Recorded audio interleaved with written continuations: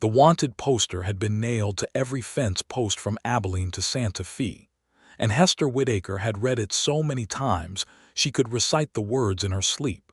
But nothing in her 28 years of living had prepared her for the moment Vernon Keating himself appeared at the end of her dirt lane, hat in hand, blood soaking through the left side of his shirt, asking politely if she might have a cup of water to spare. The year was 1879, and the New Mexico Territory was not a forgiving place for anyone, let alone a woman running 160-acre cattle spread alone, since her husband Thomas had died of fever the previous spring. The land around her homestead was the color of red clay and stubborn ambition, stretched flat toward the Sangre de Cristo Mountains in the east and broken only by juniper scrub and the occasional hawk riding a thermal overhead. Hester had built her fence herself, post by post, through the summer heat, and the gate at the end of her lane was made of iron and oak, and it locked with a heavy chain. She kept it locked, always.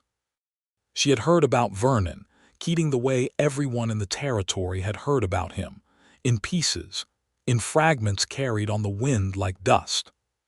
He had robbed the First Territorial Bank of Las Vegas, New Mexico, taking $11,000 in cash and leaving behind nothing more than a note that read, "This money was stolen from honest men before it ever reached your vault." He had broken 3 men out of the Dona on a county jail, men who by most accounts were innocent, swept up in a land grab scheme orchestrated by the Santa Fe Ring, that corrupt network of lawyers and politicians who had been strangling the territory's small ranchers and homesteaders for the better part of a decade. He had burned the ledger books of the Consolidated Land and Cattle Company, a corporation that had used forged deeds and bought judges to seize thousands of acres of land that had belonged to Mexican and Apache families for generations before the American flag ever flew over the territory. The law wanted him badly. United States Marshal Clayton Rourke had a personal interest in the matter, some said, because Vernon Keating had also publicly accused Rourke of taking bribes from the Santa Fe Ring, and that accusation had been made in a letter that somehow found its way into the pages of the Las Vegas Gazette for all of New Mexico to read. The reward on his head was $500, dead or alive. That was more than most men in the territory earned in 2 years of honest work, and here he was, at her gate, bleeding quietly into the afternoon sun. Hester stood on her porch with her Winchester rifle held loose in one hand and studied him for a long moment. He was taller than she had imagined from the description on the poster, broad through the shoulders, with dark hair that had grown past the collar of a battered canvas coat, and a jaw that carried 3 or 4 days of dark stubble. He was maybe 30, perhaps a year or 2 older. His horse, a handsome sorrel with a white blaze, stood behind him with the patient exhaustion of an animal that had been ridden hard and far. Vernon Keating was looking at her gate, not at her, as though he understood perfectly that the decision about whether to open it belonged entirely to her. She did not open it immediately. "You are bleeding," she said, because it seemed like the most honest starting point. "Yes, ma'am," he said. His voice was low and even, not a voice built for pleading. "You are Vernon Keating." A pause. "I am. There is a poster on my fence post." He glanced at the post nearest him, where the paper had been tacked by some deputy passing through 3 weeks before. "I know," he said. "I have seen a few of them. The marshal wants you badly." "Marshal Rourke wants his reputation back," Vernon said. "I am just the inconvenience standing between him and it." Hester considered this. She had her own reasons for not loving Clayton Rourke, who had done precious little when a foreman from the Consolidated Land and Cattle Company had ridden across her property the previous autumn, torn out 40 yards of her fence, and warned her that her land deed was being reviewed. She had filed a complaint with the marshal's office and received a letter in return that amounted to a politely worded suggestion that she might consider selling and relocating. She leaned the rifle against the porch post and walked down the lane. She took the chain from the gate and swung it open. "Come in," she said. Leave your horse at the water trough and come to the porch. I will see to that wound." He looked at her as though she had said something in a language he was still learning. "You know who I am," he said. "I do," she replied. "And you know who I am because there is only one working cattle spread on this lane and my name is on the deed, or it is supposed to be on the deed." She turned and walked back toward the house. "Come on, then. The sun is getting low." Vernon Keating tied his horse at the trough and followed her up the porch steps, and that was how the most wanted man in the New Mexico territory came to be sitting at Hester Whitaker's kitchen table while she threaded a needle by lamplight. The wound was a graze, clean through the meat of his side, below the ribs and above the hip. It had bled impressively but had not caught anything vital. She had seen worse on cattle. She cleaned it with carbolic solution from the medicine chest Thomas had kept stocked, and Vernon Keating sat very still through the process, breathing steadily, not making a sound, which she found she respected more than she might have expected. "You should eat something," she said, tying off the bandage. "When did you last eat?" "Yesterday morning," he admitted. "A biscuit and some jerked beef." She set about making a proper supper, moving around the kitchen with the economical efficiency of a woman who had been feeding herself and her hands alone for the better part of a year. She had 2 hired hands, brothers named Pablo and Miguel Sandoval, who lived in the bunkhouse and who she trusted with her life. They would be back from the eastern pasture by dark. She set the pot on the stove and cut cornbread and thought about the fact that she had not felt particularly frightened since the moment she had opened the gate, which was interesting. "Why did you come here?" she asked, not unkindly, her back to him as she stirred. "My horse threw a shoe 3 miles back," he said. "Your light was the only one I could see. And you thought a lone woman would be less likely to shoot you than most." "I thought a woman running a spread by herself in this territory probably had no great love for the systems currently hunting me," he said carefully. She turned and looked at him. He was watching her with dark eyes that were thoughtful and measured and not, she noticed, calculating in the way of a man looking for advantage. They were the eyes of someone who had learned to read people carefully out of genuine necessity. "That was a reasonable guess," she said.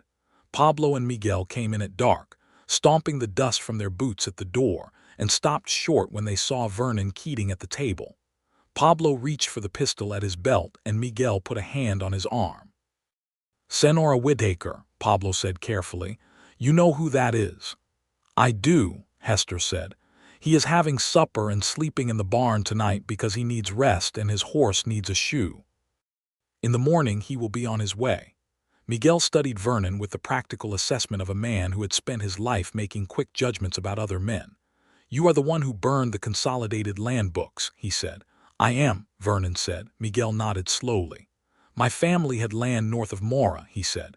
"Consolidated took it 4 years ago with a deed that my father said was a forgery. The judge said otherwise." He paused. "The judge was on their payroll." "I know," Vernon said. "Your family's case was in the ledgers. That is part of why I burned them." Something shifted in the room. Pablo released his grip on his pistol. Miguel pulled out a chair and sat down, and Hester served supper, and there were 4 people around a table in the lamplight in the New Mexico territory in 1879, which was an ordinary thing in its simplest shape, and something altogether more complicated when you looked at it honestly. After supper, Hester showed Vernon to the barn and pointed out the empty stall next to where his sorrel was already resting with fresh water and hay. She had found a horseshoe in the equipment room that would fit reasonably well, and told him Pablo could nail it on in the morning. She handed him a blanket and an extra lantern. "Thank you," he said, and he said it in a way that meant something specific, not the reflexive courtesy of a man who said it without thinking. "Do not thank me yet," she said. "Rourke's deputies ride this road every 2 weeks. You need to be gone before they come through. When were they last here?" 6 days ago. "Then I have time." She turned to leave and then stopped because something in her felt the pull of the unanswered question that had been sitting at the back of her mind since she had opened the gate. "The bank robbery," she said. $11,000. Where did it go?" He was quiet for a moment. Some of it went to families the Santa Fe ring had dispossessed, he said. Cash left at doors in the night. Some of it is funding a lawyer in Santa Fe named Archibald Bennett who is building legal cases against the ring. The rest I used to keep myself alive and moving. She considered this. That is a strange kind of justice, she said. This is a strange kind of territory, he replied. She left him to sleep and went back to the house and sat at the kitchen table for a long time after, not reading, just thinking. The poster on the fence post flapped in the night wind, and she thought about justice and about what it looked like when the systems meant to produce it had been bought and twisted by men with money and ambition. She thought about her own deed, sitting in the top drawer of Thomas's old desk, and the letter from the marshal's office, and the fence she had rebuilt herself. She fell asleep eventually and dreamed of nothing in particular. In the morning she found Vernon already awake, working in the yard with a quiet competence that surprised her. He had located the fence repair tools in the equipment room and was replacing 2 rotted posts along the eastern side of the yard fence, driving them in with a post maul with the unhurried rhythm of a man who knew how to work. Pablo was crouched nearby, finishing the shoe on the sorrel, and the two of them were talking in low voices about something that had Miguel laughing softly from where he was bringing water from the well. Hester stood on the porch with her coffee and watched this for a moment before she could properly account for the feeling it produced in her, which was something she would have described, if pressed, as warmth. Not attraction yet, not precisely, but something that lived in the same neighborhood as it. She brought him a cup of coffee and stood beside him while he worked, which was an unusual thing for her to do, but the morning was fine and cool and there was no particular reason to hurry back indoors. "You do not have to do that," she said, nodding at the fence. "I know," he said. He accepted the coffee, took a drink, and handed it back. "How long have you been running this place alone?" "Since April," she said. "My husband Thomas died of typhoid fever." "I am sorry," he said, and there was nothing performative in it. "He was a good man," she said. "A fair man. He would have hated the Santa Fe ring more than I do, which is saying something." Vernon finished driving in the second post and straightened, rolling his shoulder. "The Consolidated Company has been looking at your land," he said. "It was not a question. How do you know that?" "Your name was in the ledgers too," he said. "Not as a completed acquisition. As a target, they had a notation beside it. Widow, isolated, likely to settle." The words landed on her like cold water. She had suspected something of the kind, but seeing it confirmed in the steady way he said it made her stomach tighten with a fury that was both old and very present. "They have another think coming," she said, her voice quiet but absolutely certain. He looked at her then fully, the way he had not quite done since he arrived, and something in his expression shifted in a way she noticed but could not immediately name. "I believe that," he said. "He stayed 3 days. That was longer than either of them had planned." The first extra day came because a company of Rourke's deputies came through the road in the late afternoon of the second day, and Hester, without stopping to overthink it, told Vernon to get his horse into the back pasture behind the tree line and stay there until she came for him. She met the deputies at her gate with the Winchester on her shoulder and an expression that had been refined by a year of running cattle and dealing with difficult men in a difficult territory. There were 4 deputies, young men with the slightly overfed look of men on a government salary, led by a sergeant named Hicks who had a habit of addressing her by her first name without permission.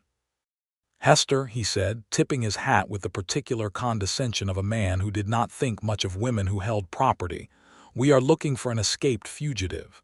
Vernon Keating. You may have seen the poster."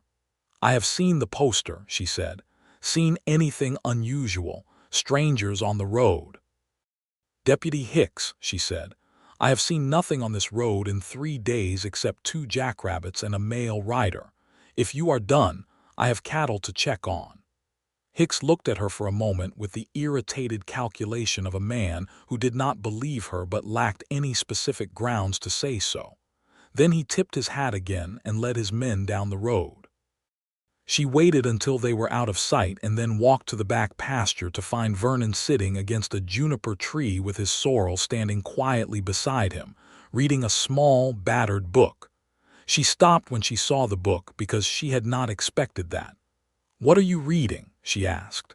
He held it up. "Oliver Twist," he said. "Dickens, I have read it 4 times. She sat down against the neighboring tree. "I have a copy of David Copperfield in the house," she said, "and Middlemarch if you have a taste for George Eliot." He looked at her with something that might have been delight, though it was careful and not yet fully sure of itself. "You have Middlemarch. Thomas ordered it from a bookseller in Kansas City," she said. "We read it together the winter before he died." They stayed in the shade of the junipers for an hour, talking about books, and it was strange and wonderful, and neither of them mentioned it afterward in those terms, but Hester thought about it for a long time. She had not talked about books with anyone since Thomas, and the pleasure of it was sharper than she had remembered. The second extra day came because a storm rolled in from the mountains in the night, one of those fierce New Mexico summer storms that arrived without sufficient warning and turned the yard into a red mud slick within an hour. It was not safe to ride in it, and the road would be impassable until noon at earliest. Hester told Vernon this, and he accepted it without argument, and she brought him breakfast and they sat at the table, while the rain hammered the roof, and the lightning walked across the mountains, and she told him about how Thomas had built this house with their hands together in the summer of 1872, and how they had moved into it before the windows were in and slept under a sky full of stars until the glass came in on the freight wagon. He listened to all of it with his whole attention, which was a quality she had not encountered very often. Most men listened to women the way they read signposts, just enough to gather the minimum necessary information before moving on. Vernon Keating listened as though every word was something worth holding. "Tell me something about you," she said. "Something true." He was quiet for a moment, turning his coffee cup in his hands. "I grew up in Missouri," he said. "My father was a sharecropper. He worked 40 acres of someone else's cotton for 30 years and died with nothing to his name, and the man who owned the land stood at the funeral and said what a fine worker he had been, as if that was a eulogy." He paused. "I decided very early that I did not want to be a fine worker on someone else's land. I came west because I thought the land was free here, and I found that the systems that made a man poor in Missouri had just been shipped west with everyone else." Hester was quiet for a moment. "That is a painful kind of disillusionment," she said. "It is a clarifying one," he said. "Do you regret any of it?" she asked. "What you have done?" He thought about this honestly, which she appreciated. "The bank," he said. "Some of the people who lost money there were not wealthy men. Ranchers who had their cattle money in that vault, working men with savings accounts. I have not made peace with that part of it." She nodded. "That is a fair thing to hold on to," she said. "The ledger books, though," he said. "No, not even slightly." She smiled just slightly and looked at the rain on the window. On the morning of the 4th day, the road was dry enough to ride, and there was no reasonable excuse left for delay. Hester found herself standing at the gate in the early morning, the sky still carrying its pale pre-sunrise gray, watching Vernon saddle the sorrel with the efficient movements of a man who had done it 10,000 times. He checked the girth twice, adjusted the bridle, ran his hand along the horse's neck in an absent, affectionate gesture that told her something about him she could not have put directly into words. He walked the horse to the gate and stopped in front of her. They stood on either side of the open iron gate, and she felt the distance of it as something physical, something that had weight and texture. "Where will you go?" she asked. "South for a while," he said. "There are more people I am trying to help. And when they have all been helped," he looked at her, and in his eyes was something that was uncertain and honest and very careful. "I do not know yet," he said. She took a breath. "You could come back," she said, and she said it before she had fully decided to, which was unusual for her. She was not a woman given to impulse. She thought about things carefully and made deliberate choices. But there it was, said, standing in the morning air between them. He was still for a moment. "I would like that," he said, "if you mean it."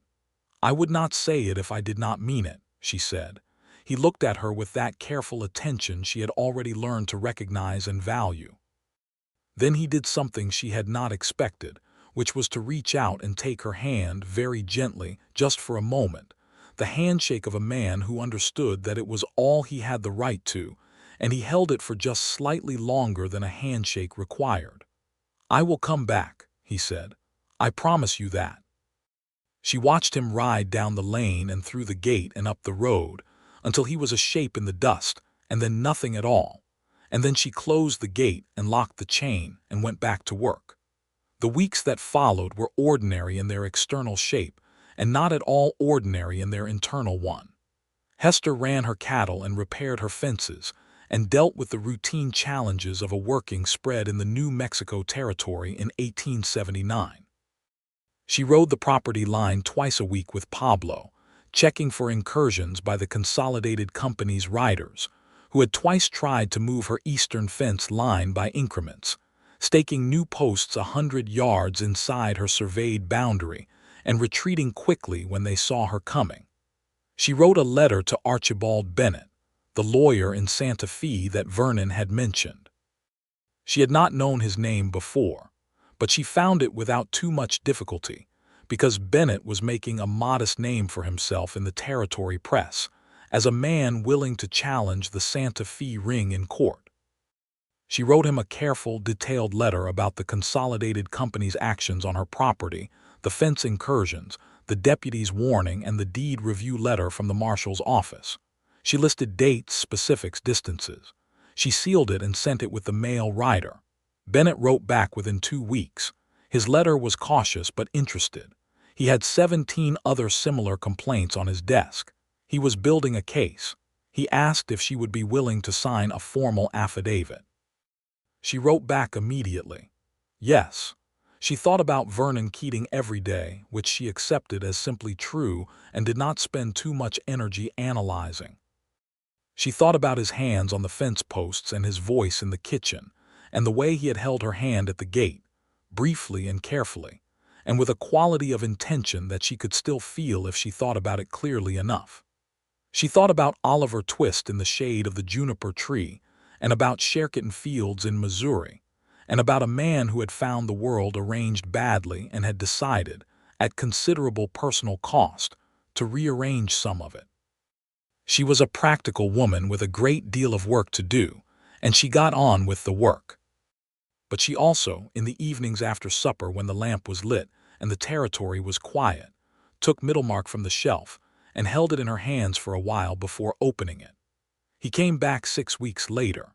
He came at dusk, when the sky was going the color of banked coals in the west, and the mountains were deep purple in the east, and he came from the south road with his sorrel moving at an easy walk that said neither man nor horse was in immediate danger. Hester was on the porch when she saw him coming, and she felt something settle in her chest that had been slightly unmoored for 6 weeks, which was a feeling she recognized as significant. She walked down the lane and opened the gate before he reached it.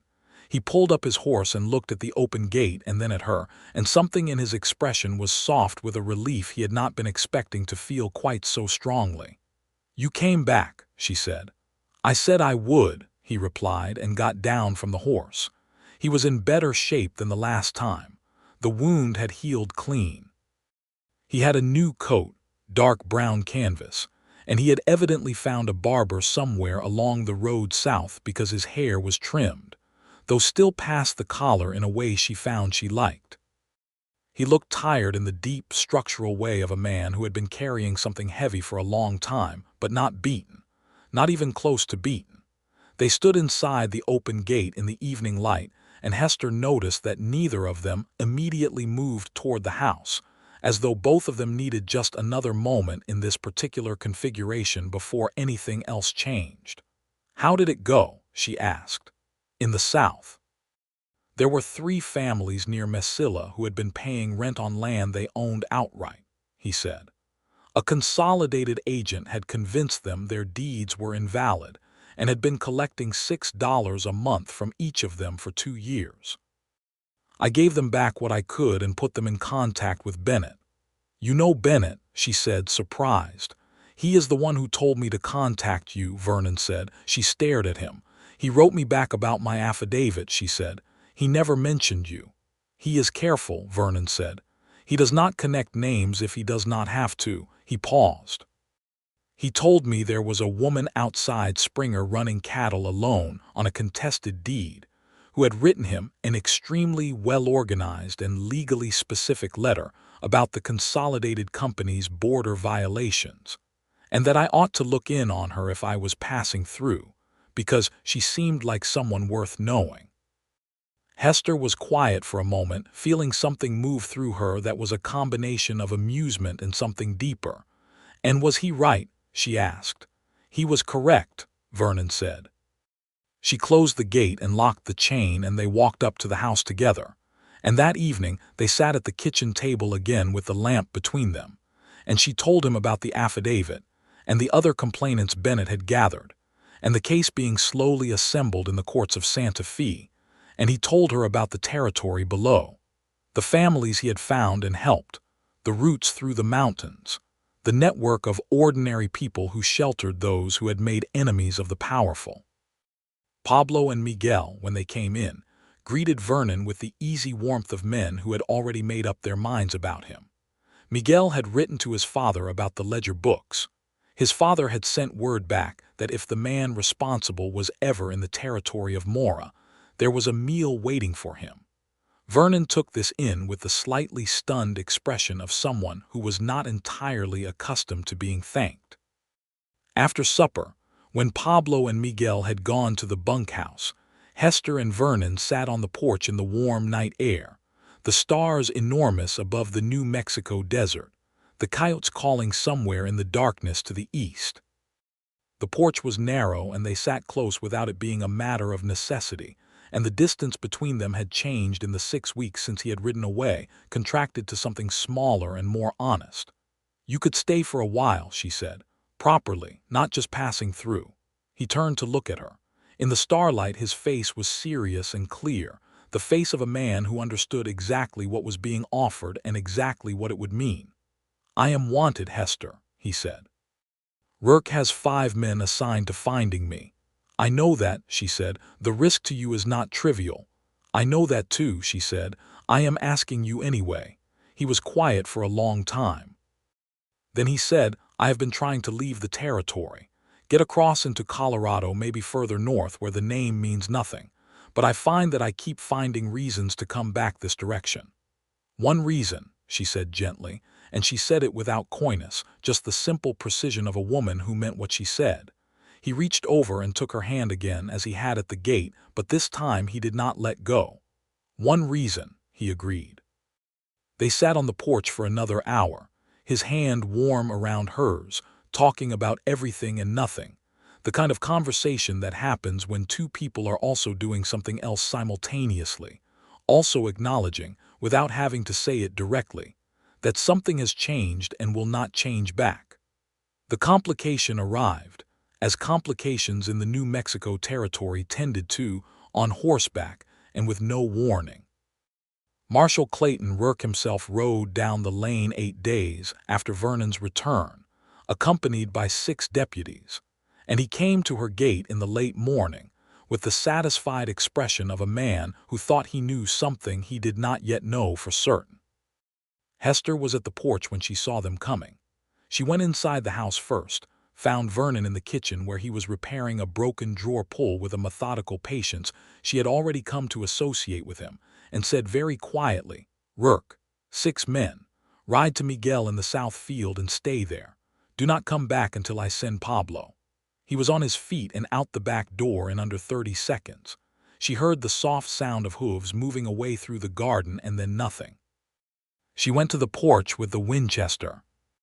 Rourke was a broad, prosperous-looking man in his late 40s with the groomed mustache and the careful posture of someone who managed his image with significant attention. He was not stupid. She had always made the mistake of thinking people who did unjust things were stupid, and she had learned that they often were not. They were simply people who had decided that their interests mattered more than other people's welfare, and that was a different kind of failure than stupidity. Mrs. Whitaker, Rourke said, pulling up at the gate with a pleasant smile that did not touch his eyes. I apologize for the intrusion on a working day. You are intruding all the same, she said. What do you want, Marshal? We have reliable information that Vernon Keating was seen on this road recently, Rourke said. Given the isolation of your property, I thought it prudent to check in on you, make sure you are safe. I am quite safe, she said. As you can see.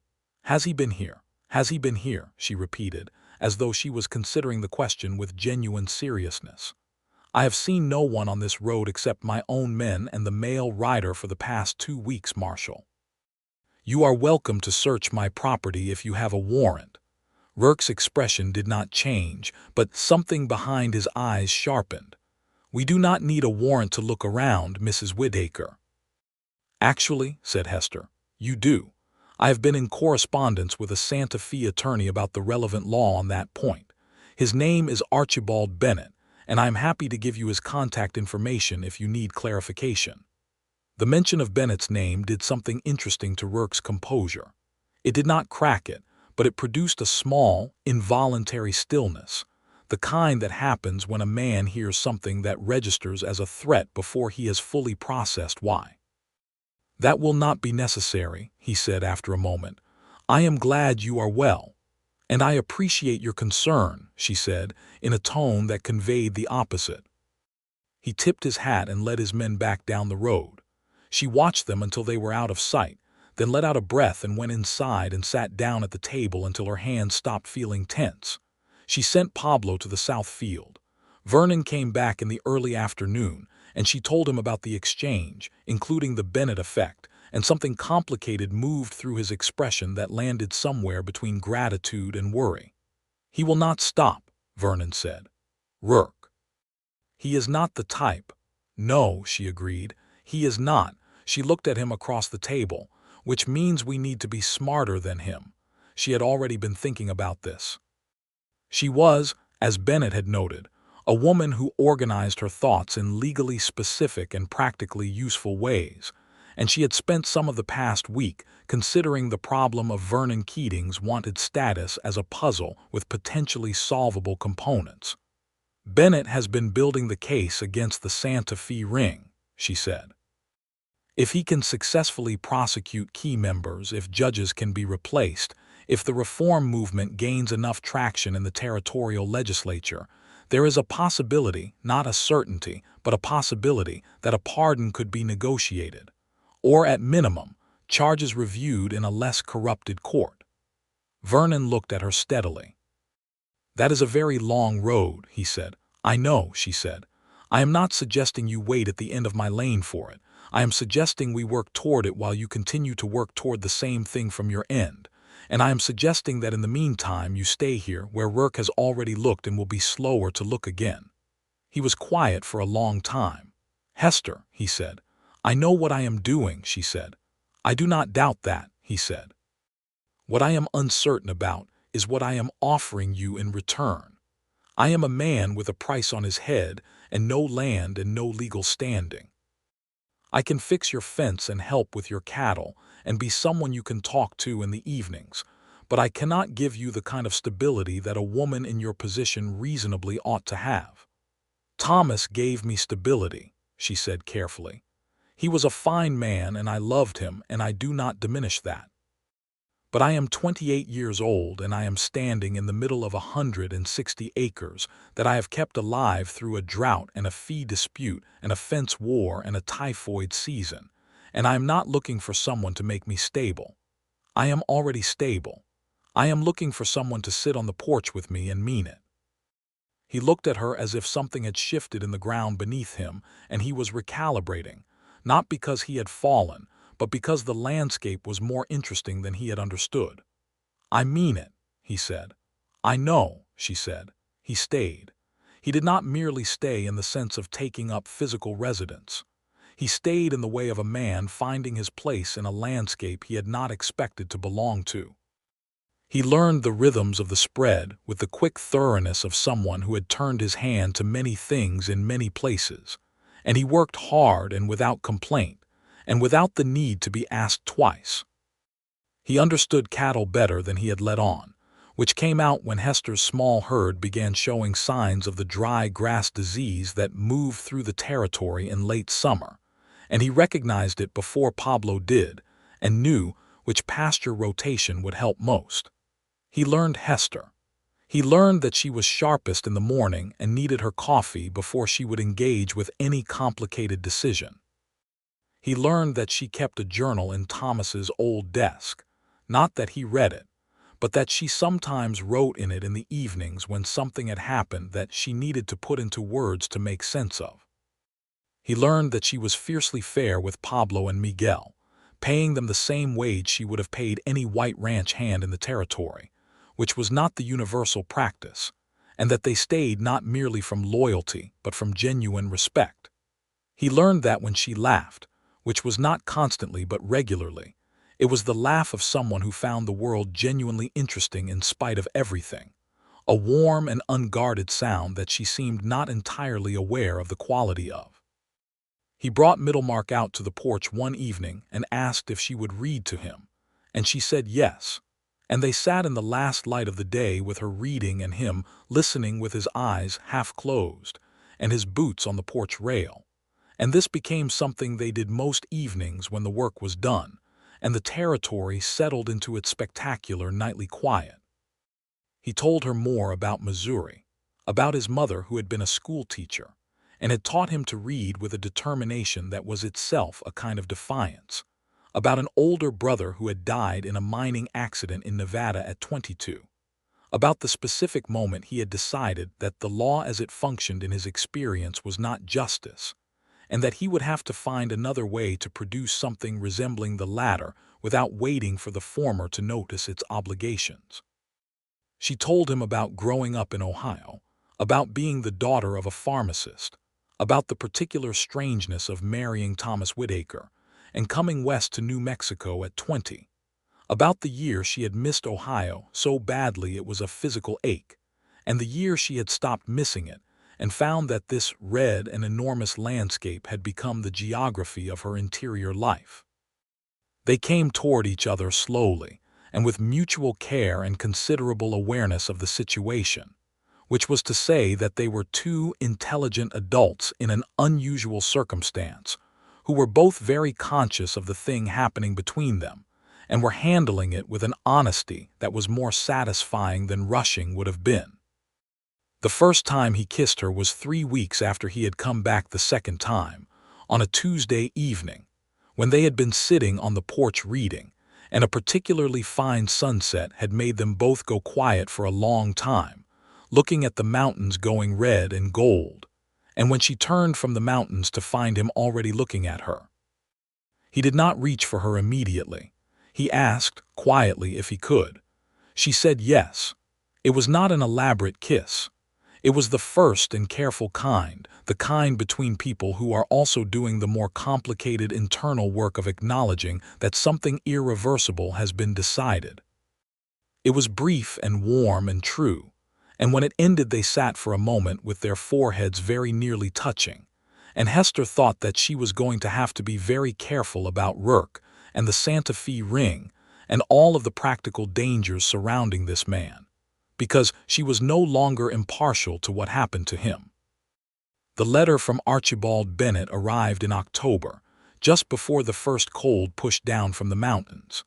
It was a long letter, detailed and carefully written, and Hester read it at the kitchen table with Pablo and Miguel and Vernon all present, because by this point nothing related to the consolidated company or the Santa Fe ring was separated from the practical concerns of the ranch.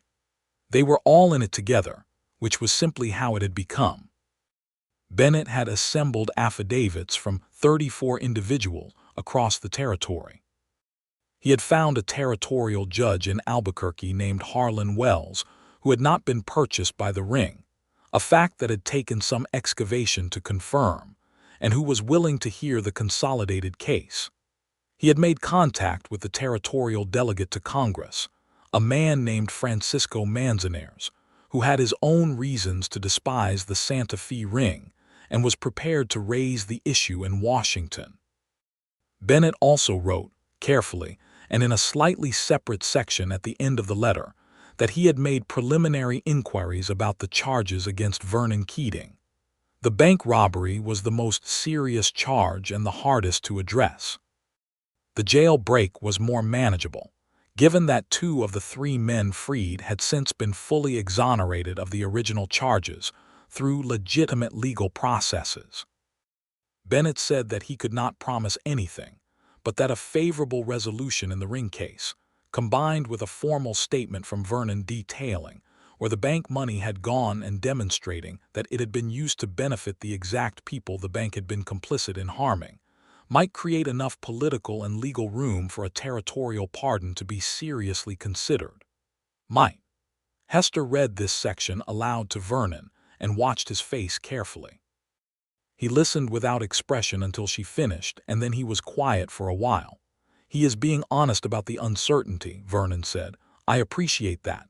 Can you produce proof of where the money went?" she asked. "Some of it," he said. "The families I gave cash to can testify. The rest went to Bennett himself, for which I imagine he has records." "You funded Bennett," Hester said, "and the pieces connected. Who do you think paid for his first 6 months of operating expenses?" Vernon said. He almost smiled. The territorial bar was not exactly fighting to take on the Santa Fe ring pro bono. She looked at him for a moment with an expression that she could feel was somewhere past admiration and heading somewhere else entirely. "We should write back," she said. They wrote back together, sitting at the table with the lamp between them, her drafting and him contributing specifics, back and forth, 2 voices that had learned to work in concert. She sent the letter with the mail rider the next morning. November came and the mountains went white at the peaks, and the high desert mornings turned to a cold, so sharp it had edges. Hester and Vernon were not hiding their situation from Pablo and Miguel, who had been entirely aware of it since approximately the 2nd week of Vernon's return, and who had responded with a complete lack of surprise and a respectful silence on the subject. But they were very careful about visitors, and there were few enough of those in the winter months on a ranch 20 miles from the nearest town.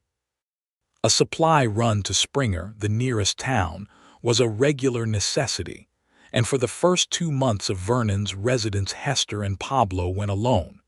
In November, Vernon said he needed to come with them. He had information that needed to reach a particular person in Springer, a man named David Reyes, who served as one of the quiet links in the network Bennett was building. Hester thought about this for several days before she agreed. They went on a gray Wednesday morning, Vernon with his hat pulled low and the collar of his coat turned up, and they moved through the town on their business quickly and efficiently.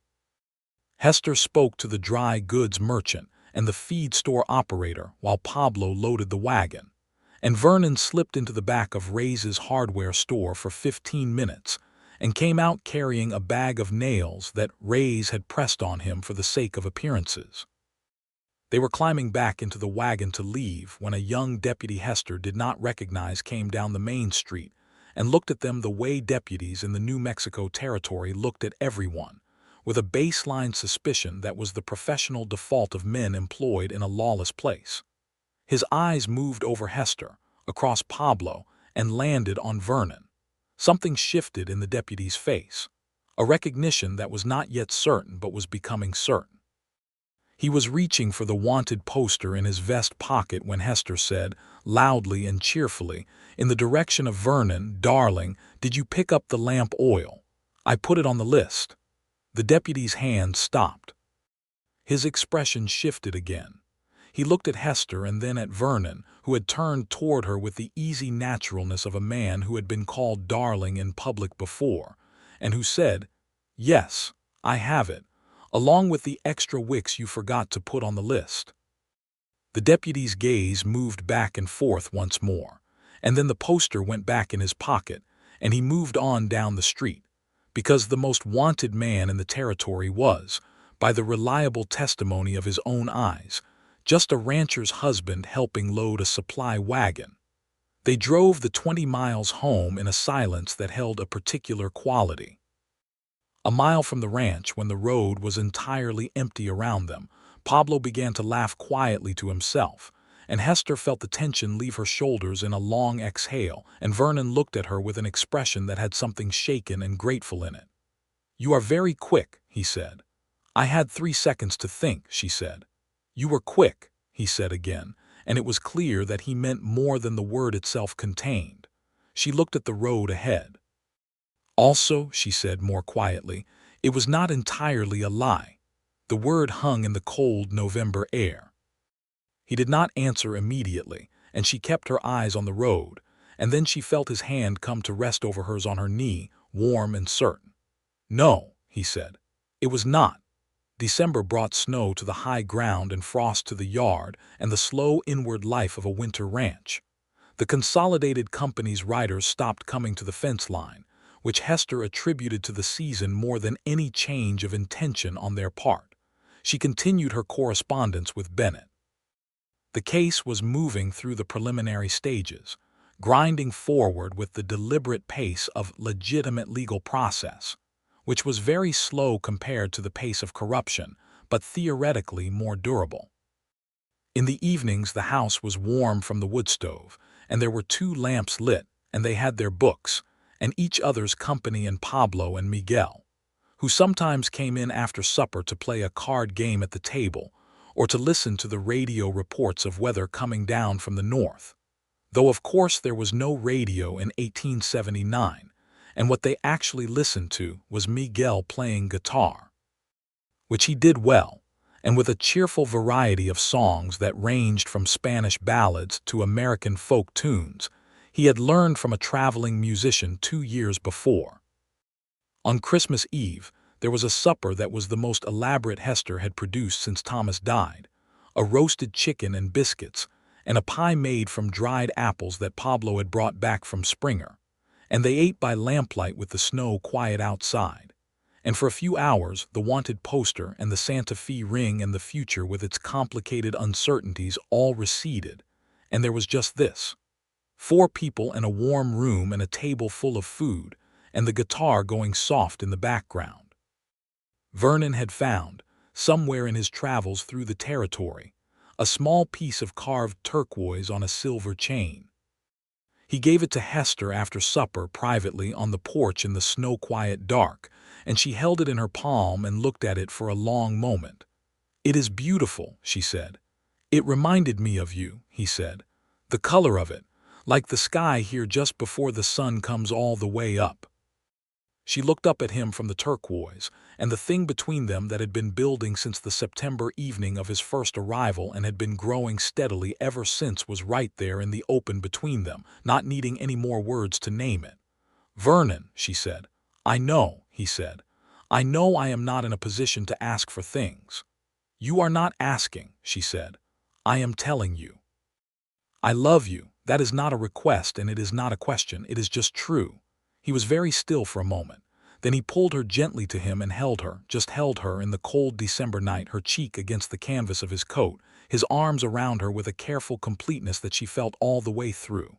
"I love you," he said into her hair, and his voice was very quiet and very certain. "I have loved you since you opened that gate." She pulled back just enough to look at him. "Since the gate? You opened a locked gate to a wanted man because you decided he was worth the risk," he said. "Yes, since the gate." She kissed him in the snow-falling Christmas Eve dark, and the territory was enormous and cold, and full of its own beauties around them. And Hester Whitaker understood, clearly and without reservation, that she had made no mistake. January and February passed in the accumulating way of winter months on a working ranch, with cold that had weight and the particular quiet of snow and the steady interior life of 2 people who had found each other and were not taking it lightly. Vernon wrote a formal statement at Hester's kitchen table, 3 nights in the writing, precise and detailed and honest, accounting for every dollar of the 11,000 and where it had gone. He had records of a kind, letters from Bennett's early period, names and amounts, and Hester helped him organize it with the same legally specific clarity she had applied to her affidavit. They sent it to Bennett by the mail rider in February. Bennett's response came in March, when the snow was retreating from the lower elevations, and the territory was waking up into its spectacular spring, all that red earth and the first green along the creek lines, and the sky opening up blue and vast above everything. The Ring case had had its first significant hearing. Judge Harlan Wells had found sufficient cause to proceed to a full trial on the charges of land fraud, deed forgery, and judicial corruption. The territorial delegate had raised the matter in congressional session. 3 of the Ring's principal members had already hired lawyers, and one, a man named Eustace Farley, had fled to California.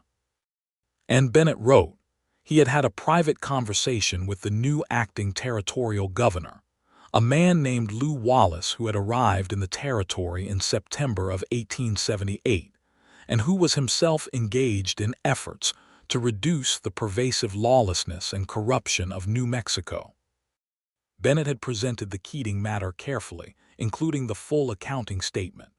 Governor Wallace had listened and had said, not for attribution, that he was not unsympathetic to the complexity of the case, and that a formal petition for pardon, submitted at the right moment with the right supporting documentation, would receive serious consideration. Hester read this paragraph 3 times and then looked up at Vernon, who had been reading it over her shoulder. "Lew Wallace," he said carefully. "He is genuine," she said. "What I have read about him suggests he is not part of the Ring. He is trying to clean up the territory." Men who say they are trying to clean up the territory sometimes have definitions of clean that do not include people like me, Vernon said. Bennett believes it is real, she said. And Bennett does not believe things casually. He nodded slowly. He sat down across from her at the table. Outside, the morning was coming up bright and clear, and the cattle were already at the fence for their water. "If it works," he said, "if the pardon comes through, I want to ask you something." She waited. "I want to ask if you would consider marrying me," he said.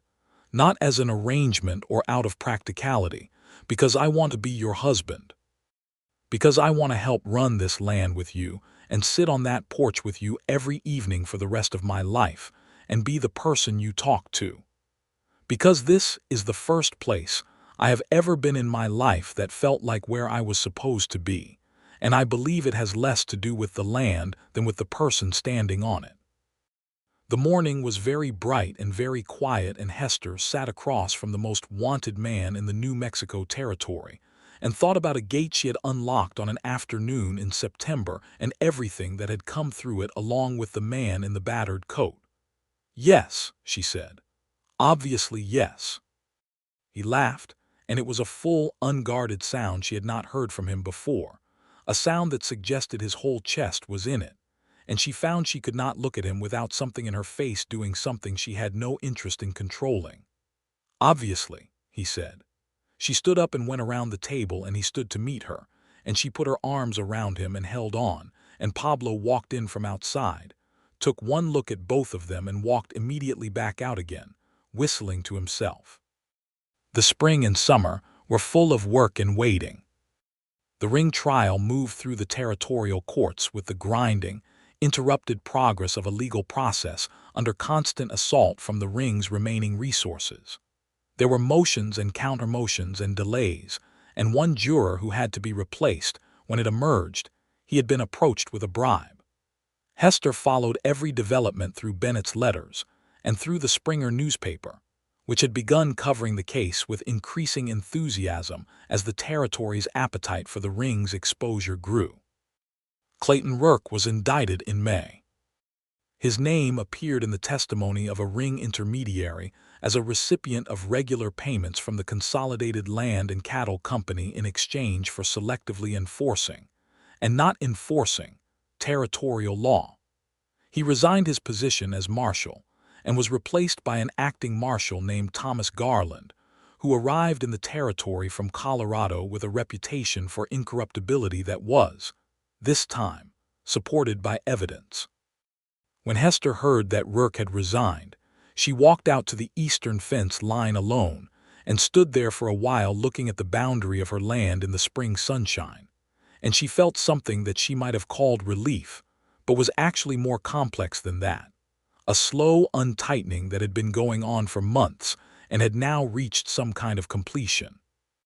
The new marshal, Garland, sent a brief, formal letter to all property holders whose land had been the subject of consolidated company incursions, informing them that those actions were under investigation and that no adverse consequences to their land holdings would be permitted to stand.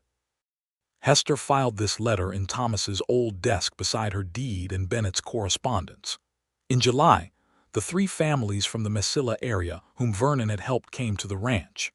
They came in a wagon, all three families together, and there was a man named Porfirio Gutierrez who came as their spokesman and stood at the gate and said that they had been told by Bennett that the man who had returned their money was at this property, and they had come a long way to say thank you. Hester opened the gate. They stayed for 2 days. The families helped with the summer haying and ate at the long table that Pablo and Miguel set up in the yard, and there were children running between the fence posts and the sound of Spanish and English mixing in the summer air. And Vernon sat at the table across from Porfirio Gutierrez, and the two men talked for a long time in the way of men who have both lived in the margins of a system that did not intend to serve them and have found, against considerable odds, a way to persist anyway. Gutierrez, before they left, took Vernon's hand and held it with both of his and said something to him in Spanish that was quiet and specific, and Vernon was still for a long moment. What did he say? Hester asked later. He said that a man who fights for what is right cannot always see the faces of the people he helps, Vernon said. He said that he wanted me to see his face so that the fighting had a real shape to it. She was quiet beside him in the evening dark. Then she took his hand. It has a shape, she said. Many shapes. The petition for pardon was submitted in August of 1880, more than a year after Vernon had first appeared at Hester's gate. Bennett had prepared it with enormous care, a substantial legal document that laid out the full context of the bank robbery, the accounting of the money, the exoneration of the men freed from jail, the subsequent legal outcomes in the Ring case that had vindicated the underlying justice of Vernon's actions, even when they condemned the method, and the character testimonials of 31 individuals from across the territory, including Pablo and Miguel Sandoval, Porfirio Gutierrez, and Archibald Bennett himself. Governor Lew Wallace, who was by this point deeply engaged in his own complicated efforts to bring order and justice to the New Mexico territory, reviewed the petition over the course of 2 weeks. In September 1880, he granted it. The document arrived by a courier, an actual official courier rather than the regular mail, who rode down Hester's Lane and presented the sealed envelope to her at the door with the stiff ceremony of someone carrying something they understood to be important. She signed for it with hands that were not entirely steady and carried it inside. Vernon was in the barn. She walked out to him with the envelope still sealed, and she handed it to him without saying anything, and he looked at it for a long moment before he opened it. He read it standing in the barn doorway with the afternoon light behind him, and she watched his face as he read it, watching for the thing that happened when the words reached the part that mattered, and she saw it happen. A stillness that broke very suddenly into something unguarded and enormous, something that moved through his whole face and his whole body. A man who had been carrying $500 on his head for 3 years reading the words that removed it. He looked up at her. His eyes were bright. "It is real," she said. "It is real," he confirmed, and his voice was not quite steady.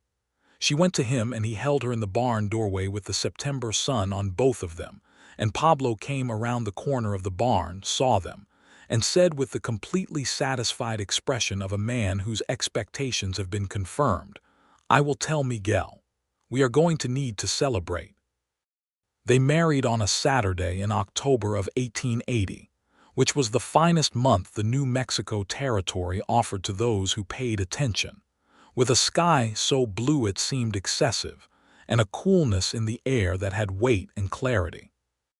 They married in the yard of the ranch, the same yard where Vernon had fixed the fence posts on his second morning, and where the summer families had eaten at the long table, and the witnesses were Pablo and Miguel and Porfirio Gutierrez, who had made the trip north again, and Archibald Bennett himself, who came from Santa Fe, a spare and careful man in his 50s, with the sharp eyes of someone who had spent 30 years reading between lines. The ceremony was performed by a Methodist minister from Springer, named Reverend Thomas Holt, who arrived on horseback, and was somewhat startled to find himself in the middle of what appeared to be a territorial legal and social event as much as a wedding, given the assembled company, but who rose to the occasion admirably. Hester wore her best dress, blue as the October sky, and her turquoise on its silver chain, and she held Vernon Keating's hands in the October sunshine and said yes to him in front of everyone and meant it with everything in her. He held her hands and looked at her, and said his vows in a voice that was steady and full and absolutely certain, the voice of a man who has found the exact right place after a very long and complicated journey. After the ceremony there was food and Miguel's guitar, and the kind of afternoon that becomes a fixed point in memory, the kind you can return to years later with complete fidelity, every small specific detail preserved as though the mind understood while it was happening that this was something worth keeping. Bennett stayed for supper and afterward sat with Hester and Vernon on the porch and discussed the ongoing ring prosecutions and the prospects for a more stable and just territory in the years ahead. He was cautiously optimistic. Several of the ring's key members had been convicted. The land fraud cases were being remediated slowly through the courts. It was not perfect. It was not as fast as it needed to be, but it was happening. "You helped make it happen," Bennett said to Vernon. "I want you to understand that. The money that kept my office running in those first months, the ledger books that gave us the evidence foundation, the families who testified because they had been found and helped before they ever came to court, you were part of this." "We were part of this," Vernon said and glanced at Hester. Bennett looked at her too. "Yes," he said with a precise and satisfied nod. "You were." The years settled in around them like good weather. The ranch grew. They added acreage the following spring, purchasing the parcel east of the original boundary from a family who had decided to relocate to Texas. And Vernon spent the summer running new fence with Pablo, while Hester negotiated the deed transfer and the water rights with a composure that made the county recorder, a man who had never done business with a woman on equal terms, visibly recalibrate his assumptions. Miguel met a young woman in Springer named Cecilia Reyes, David Reyes's daughter, and they married in the spring of 1882 and moved into a proper house that Pablo and Vernon helped them build on the south edge of the spread. Pablo remained in the bunkhouse and was given a percentage of the ranch's annual profit, which made him, as he noted with satisfaction, a partial owner of something he had helped build, which was a condition he intended to get used to. Their first child was born in the autumn of 1882, a boy they named James, after Vernon's brother who had died in the Nevada mine, and also, Hester noted in her journal, because it was a name that felt solid and unhurried, like the boy himself, who came into the world with a certain unflappable calm that made the attending doctor from Springer remark that he had never seen such a composed infant. James had Vernon's dark hair and Hester's blue eyes, and from his first weeks he seemed primarily interested in examining everything within reach, with the focused attention of someone taking the world's full inventory, which made both his parents laugh regularly. Hester's correspondence with Bennett continued through the 1880s, as the ring cases worked their slow way through the territorial courts. She had become, in a quiet and entirely informal way, a resource for other landowners in the region facing similar challenges, women in particular, who had been advised that their deeds were under review or their water rights in question, and who wrote to her because they had heard she had fought back successfully. She answered every letter with specific practical advice and the name of Archibald Bennett.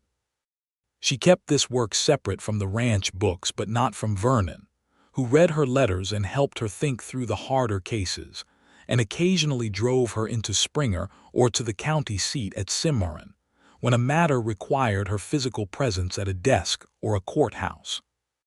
He was unfailingly steady in this, and she noted in her journal the specific quality of a man who supported her in her work, without attempting to take it over or shape it to his preferences. It was not a thing she had expected as a baseline, which told her something about the general state of expectations for women in the territory, and which she considered worth both documenting and appreciating. The Consolidated Land and Cattle Company was formally dissolved by court order in 1883, its fraudulent acquisitions reversed, and the land returned, where possible, to its original holders. The headline in the Santa Fe paper took up the better part of the front page, and Hester cut it out and pressed it between the pages of Middlemark, where it stayed for the rest of her life.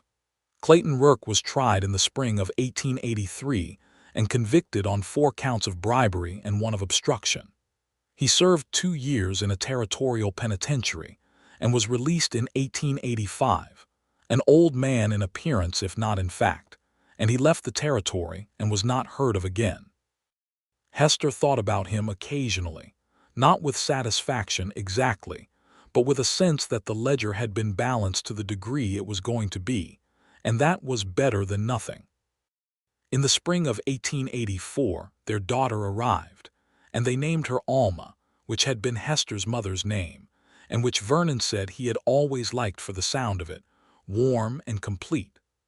Alma came into the world with a decided set of opinions about everything from the first week onward, and a pair of lungs that made her needs known with impressive clarity.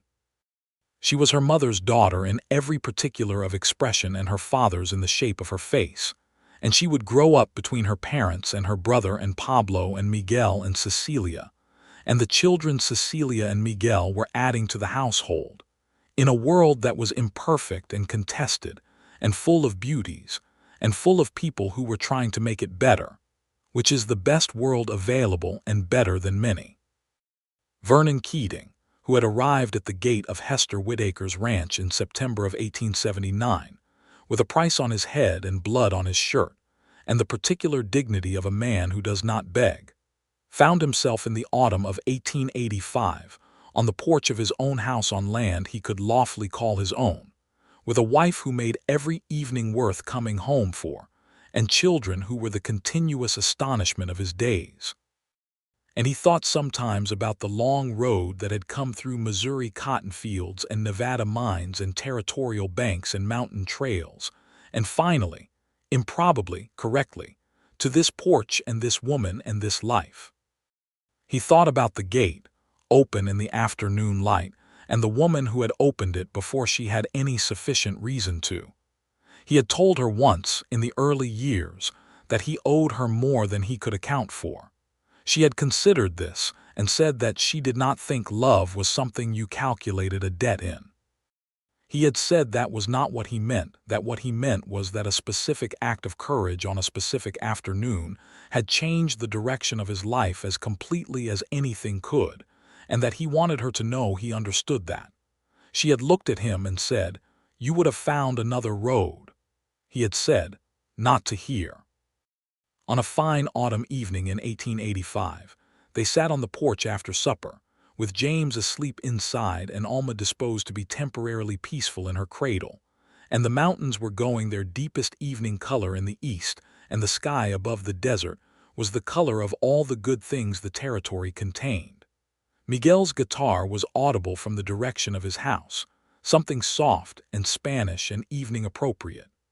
Pablo was smoking his pipe by the bunkhouse door. Hester was leaning against Vernon's shoulder with her feet tucked up on the porch chair beside her, and he had his arm around her and his chin near her temple, and they were not talking, which was itself a kind of conversation they had gotten very good at. After a long, fine silence, Hester said, "I was thinking today about that first morning, when you were fixing the fence posts. Were you? I was standing on the porch watching you, and I thought, that is the most unusual thing I have seen in a while. A wanted man fixing my fence." He smiled, and she felt it rather than saw it. "I felt I owed you something," he said. "You owed me water and a night in the barn," she said. "Not fence posts. I wanted to stay," he said, and I did not know how to ask. The fence post seemed like an argument I could make without words.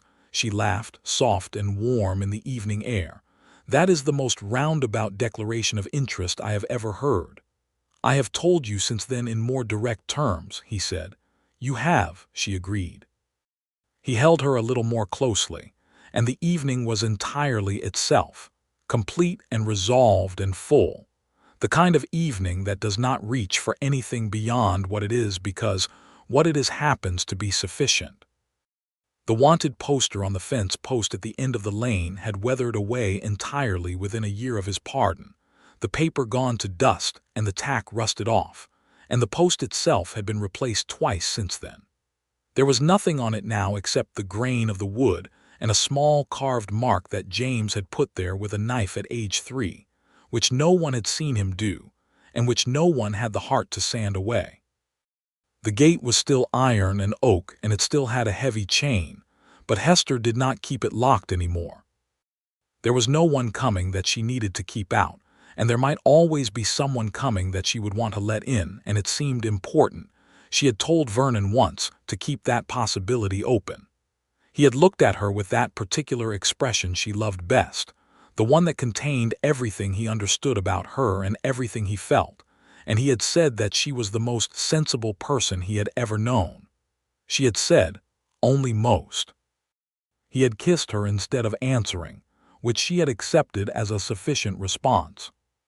The territory would become a state eventually, in 1912, years after this evening, and the long, slow work of justice and equity that Bennett and Manzanares and so many others were laboring at would continue to grind forward through the remaining territorial decades with the imperfect, contested, real progress of human beings trying to improve the systems they live in. It would not be complete or perfect. No such work ever is. But it would be more than what had been there before, which is the only honest measure of progress available. And on the Whitaker Ranch on the high desert outside Springer, New Mexico, in the autumn of 1885, with the mountains enormous in the east and the stars coming up one by one above the wide dark bowl of the territory, there was a woman and a man on a porch who had found each other across a locked iron gate and had chosen each other with full knowledge of the costs and the complications and the beautiful, difficult work of loving someone honestly in an imperfect world. James Keating would grow up to study law and would spend his career continuing the kind of work Archibald Bennett had started. Alma Keating would run the ranch when her parents grew old enough to cede the reins, and she would run it with the same exact, fair-minded competence her mother had established, and the Sandoval family's stake in it would be formalized in a partnership agreement that Pablo would sign with the emotion of a man who had waited 30 years for something to finally be in writing. But that was all future time, not yet arrived.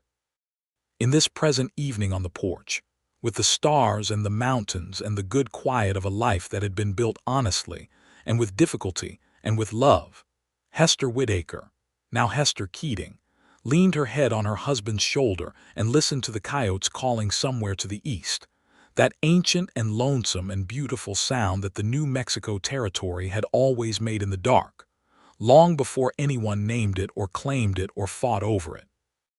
And she thought that she was exactly where she was supposed to be, which was not a thought she took for granted, because she knew what it had cost to get here and who had arrived at her gate to help make it possible. She turned her face up to his and he looked down at her, and there was something in his eyes that had been there since September of 1879, since the moment he had looked at an open gate and a woman who had decided he was worth the risk, and it had not diminished with time or comfort or the ordinary steady accumulation of years. It had only deepened, the way good things do when they are given room to grow. "What are you thinking?" he asked. "That I am glad I opened the gate," she said. He pressed a kiss to her temple, warm and deliberate. "So am I," he said, "every day." The lamp in the house threw its warm square of light into the dark yard, and the gate at the end of the lane stood open, and the night was full of stars.